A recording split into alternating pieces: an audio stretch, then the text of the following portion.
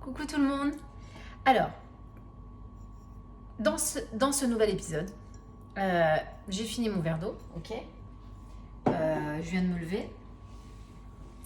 J'ai bu mon verre d'eau à jeun, tranquillement, mon verre d'eau tiède, légèrement sodé.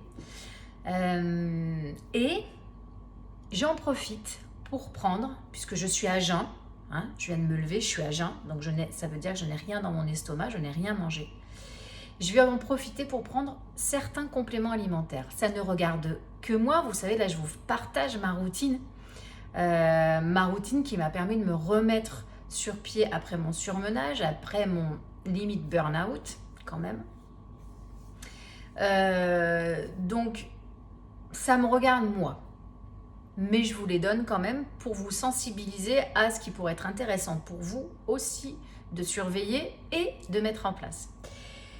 J'ai eu la chance de réaliser une prise de sang complète par le biais de la marque Lucie. Vous avez sur mon compte Instagram, dans les petites stories à la une, dans les petits ronds, vous avez dans mes conseils, je crois, que j'ai fait une story, que je vous ai laissé une story constante sur justement Lucie, ce qu'il propose, combien coûte une prise de sang avec plus de 60 voire 110 biomarqueurs, c'est énorme.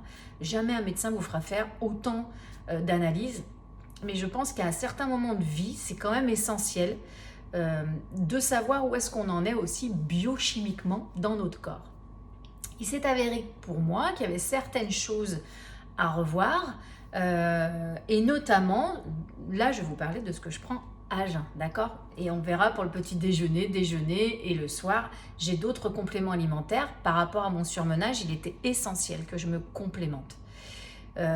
J'avais tellement tiré sur mon corps, j'avais tellement très peu d'énergie, tout était vraiment down au niveau de mon fonctionnement, qu'il a vraiment fallu que je prenne des choses pour aider mon organisme à se renforcer, à se régénérer et à me donner un coup de boost un petit peu plus rapidement que si j'avais attendu sans rien faire du tout.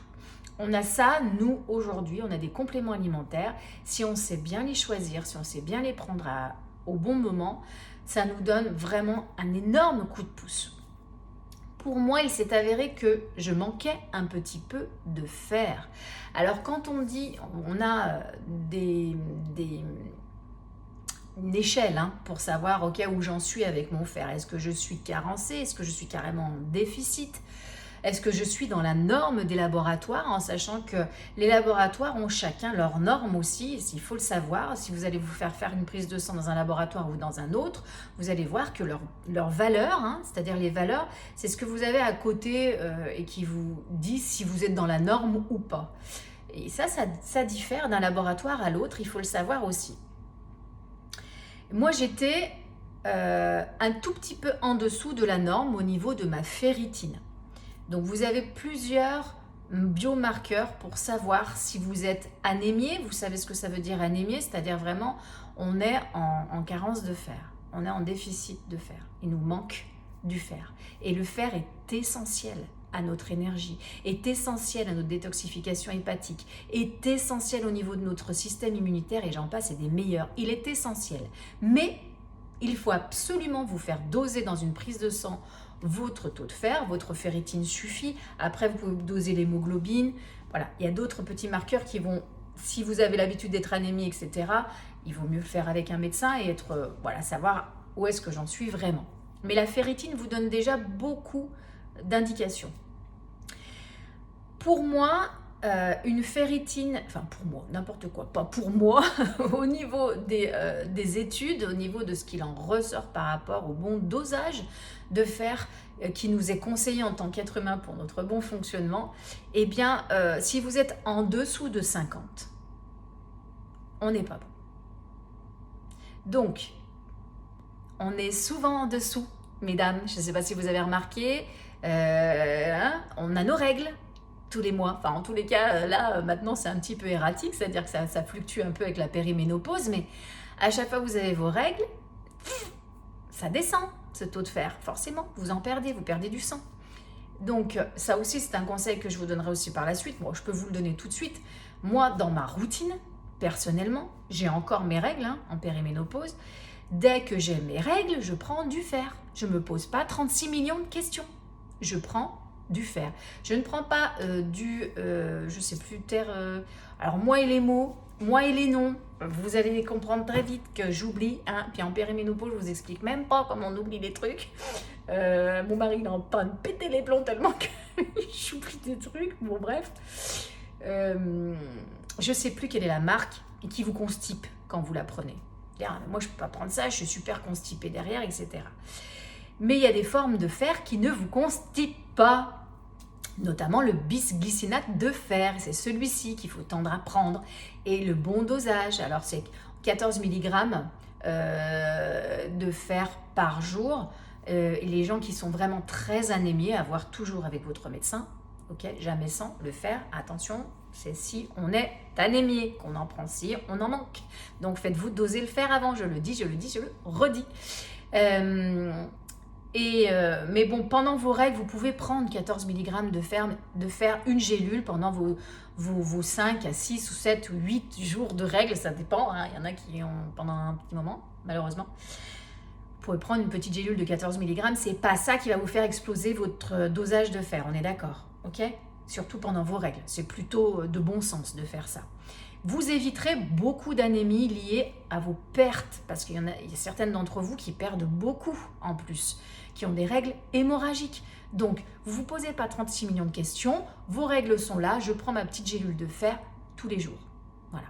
Ma petite gélule de fer en bisglycinate de fer, pour que ce soit mieux assimilé par votre corps et que ça ne vous occasionne pas tous les troubles liés à enfin quelque chose comme ça, je sais plus. Si vous avez la ref, vous me la notez en commentaire, ça serait sympa. Même si bon, mais c'est pour info pour les personnes qui me regarderaient. Donc, ce qui est bien aussi avec le fer, c'est de le prendre à jeun. Parce qu'on sait que le fer, cette petite molécule de fer, rentre en concurrence avec d'autres minéraux. Et du coup, le corps, il va se servir soit de l'un, soit de l'autre. Donc, si vous prenez un complément de fer et que vous prenez un complément avec un autre minéral qui rentre en concurrence avec le fer, là, forcément, le corps va devoir choisir et vous n'aurez pas le dosage de fer recommandé. Donc, moi, je le prends à jeun. Comme ça, je suis sûre qu'il rentre en concurrence avec rien du tout et qui sera au moins absorbé à son maximum.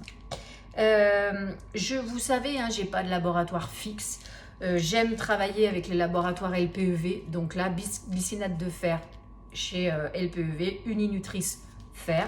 Mais j'aime aussi travailler avec CopMed, donc là, du fer bisglycinate. Vous avez Sunday Natural qui sont beaucoup plus abordables en termes de prix et ils sont très qualitatifs. C'est un laboratoire qui est très qualitatif et très abordable en termes de prix. Donc, vous pouvez très bien trouver du bisglycinate de fer aussi chez eux. Et je prends une gélule le matin à jeun de bisglycinate de fer.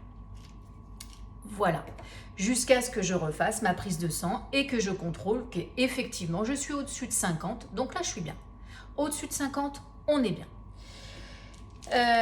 Donc voilà, ça c'est pour le petit complément alimentaire à jeun le matin, par cure saisonnière, et j'aurai l'occasion de vous en reparler dans ma routine Renaissance où je ferai spécifiquement une thématique non pas au lever, au réveil, mais en saison, pour vous dire ce que je fais en saison. Mais là, on était en automne, donc j'ai continué ma cure de probiotiques. Voilà.